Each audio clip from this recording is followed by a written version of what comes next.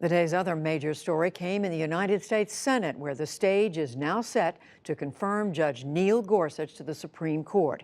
Republicans swept aside the main obstacle as partisan tensions peaked. Lisa Desjardins begins our coverage.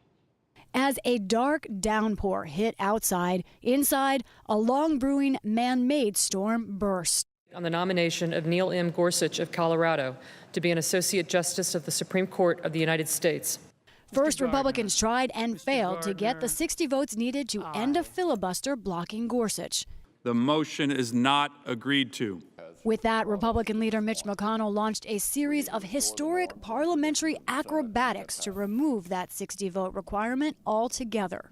I raised a point of order that the vote on cloture on. Within 90 minutes, Republicans voted for the so-called nuclear option to reinterpret the rules and change precedent so that a simple majority could guarantee a Supreme Court spot. McConnell insisted Republicans were in the right. It's part of a much larger story, another extreme escalation in the left's never-ending drive to politicize the courts and the confirmation process. Republicans stressed that former Democratic leader Harry Reid opened the door to this by lowering the threshold for all other nominees 4 years ago. Current Democratic leader Chuck Schumer argued the Supreme Court is different. The nuclear option means the end of a long history of consensus on Supreme Court nominations. It weakens the standing of the Senate as a whole, as a check on the president's ability to shape the judiciary. The shift today came after a constellation of conservative groups spent millions on ads supporting Gorsuch. Opponents ran fewer ads and instead turned out calls and emails. California Democrat Dianne Feinstein said she received 112,000 calls on Gorsuch, overwhelmingly against.